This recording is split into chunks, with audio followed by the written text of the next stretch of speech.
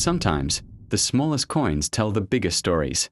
Take, for example, the 1960 Elizabeth II 1-cent coin from Canada. At first glance, it might look like an ordinary penny, copper-colored, lightweight, something that once jingled unnoticed in the bottom of millions of pockets. But behind its humble design lies a fascinating history of monarchy, myths, and surprising value at today's auctions. Some collectors claim that a few of these coins can fetch hundreds, or even thousands, of dollars, while others dismiss them as common sense worth little more than face value. The truth, as we'll discover, is far more nuanced and intriguing. In this documentary, we'll journey through the origins of the 1960 Elizabeth II 1-cent coin, uncover the myths and misconceptions that surround it, and reveal its true place in the world of coin collecting today. So sit back as we dive deep into the story of a coin that proves even a single cent can be priceless in history. To understand the 1960 Canadian 1-cent coin, we first need to travel back a few years to 1953.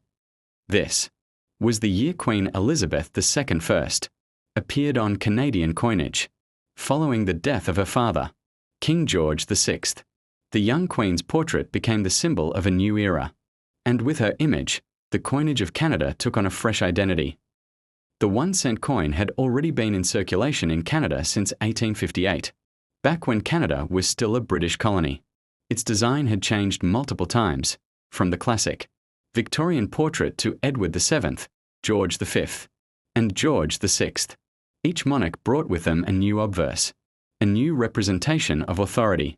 But the reverse side, the iconic maple leaf, remained a proud and enduring emblem of Canadian identity. By 1960, Canada was enjoying post-war prosperity. The population was booming, cities were expanding, and coins were being minted in large numbers to keep up with growing commerce. The Royal Canadian Mint, based in Ottawa, struck over 200 million 1-cent coins in 1960 alone. Each was made primarily of bronze, 98% copper, 0.5% tin, and 1.5% zinc. They were small, lightweight, and deceptively ordinary. Yet among this sea of copper coins, certain details and variations would later capture the attention of collectors worldwide. The design of the 1961 cent coin might seem simple. On the obverse, the youthful bust of Queen Elizabeth II, facing right, designed by sculptor Mary Gillick. Unlike later portraits, this one showed Elizabeth without a crown, her hair tied back with a laurel wreath, symbolizing peace and continuity. It was a fresh, almost hopeful image of a monarch still early in her reign. The reverse featured the now famous maple leaf twig, designed by George Kruger Gray. 2 leaves on a single stem, bold and simple, became one of the most recognized symbols of Canadian coinage. While the maple leaf was not new to Canadian coins, it had appeared since the 19th century. It carried renewed importance during the Elizabethan era. By 1960, Canada was asserting its independence on the world stage, even as it remained part of the Commonwealth.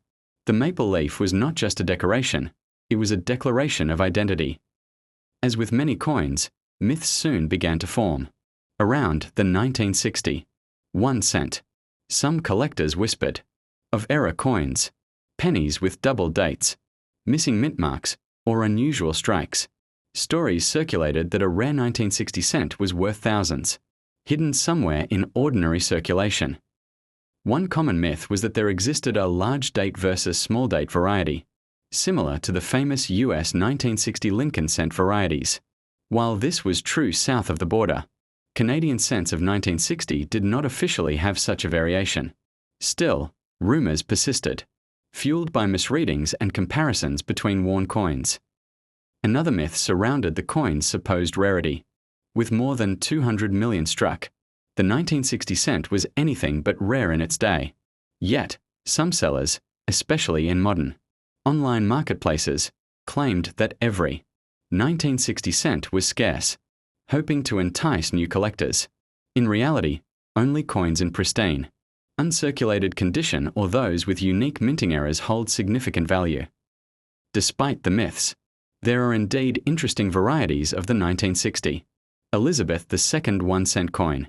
For example, slight differences in the quality of the strike, die wear, or even the alignment of the dies can create subtle distinctions.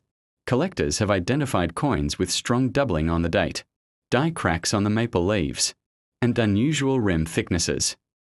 Furthermore, the minting process itself adds layers of intrigue. Coins struck earlier in the year, with fresher dies, often display sharper details in the queen's hair and the veins of the maple leaves. Later strikes, as dies wore down, produced softer images. For a trained numismatist, these small details can mean the difference between a coin worth a few cents and one worth several dollars or more. To truly appreciate the 1960 cent, we must see it in its global context. The year 1960 was one of change and transformation worldwide. In Canada, Prime Minister John Diefenbaker was leading the country, championing Canadian independence in foreign affairs. Around the globe, African nations were declaring independence in what became known as the Year of Africa. The Cold War was at its height, and the world was rapidly modernizing.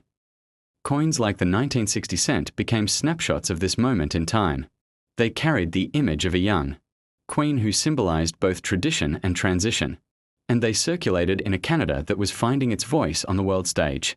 For collectors today, holding one of these coins is like holding a piece of 1960 itself, a tangible connection to an era of optimism and change. When the 1960 cent first entered circulation, it was worth exactly 1 cent, no more, no less. People used it daily to buy candy, newspapers, or payphone calls. It was utterly ordinary. But as decades passed, and especially after Canada phased out the penny in 2012, these coins began to transform. No longer everyday currency, they became artifacts of a vanished monetary system. Collectors now view the 1960 cent through a different lens. Condition matters enormously. A coin that survived decades in circulation, scratched and worn, may only be worth a cent or two, but an uncirculated coin, kept safe in a roll or set, can fetch anywhere from $5 to $20, or even higher if graded by a professional service.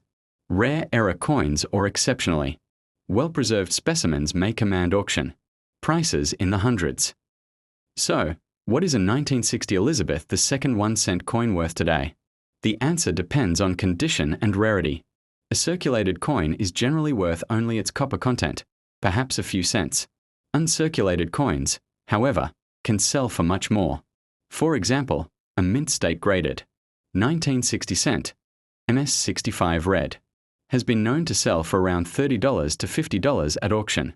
Exceptional coins, with near-perfect preservation, can command even higher prices. Error coins are the real stars. A 1960 cent with dramatic doubling, a die clash, or a striking misalignment can be worth hundreds. In some cases, rare errors have sold for over $1,000, proving that even the humblest coin can surprise collectors. Beyond its monetary value, the 1960 cent carries cultural weight. It is a reminder of Queen Elizabeth II's early reign, of Canada's post-war growth, and of the enduring power of small objects to carry big meanings. Many Canadians still remember using pennies daily, and for them, the 1960 cent is more than just metal, it is memory. In the end, the 1960 Elizabeth II 1 cent coin teaches us a powerful lesson. Value is not always measured in dollars. Sometimes, it's about history, memory, and the stories we attach to everyday objects. Whether you see it as a common piece of copper or a rare collectible, this coin is part of a much larger story, of a country, a queen, and a century in motion. So the next time you come across a 1960 cent, don't dismiss it too quickly. Hold it, study it, and remember that even the smallest coin can carry a world of history in its shine.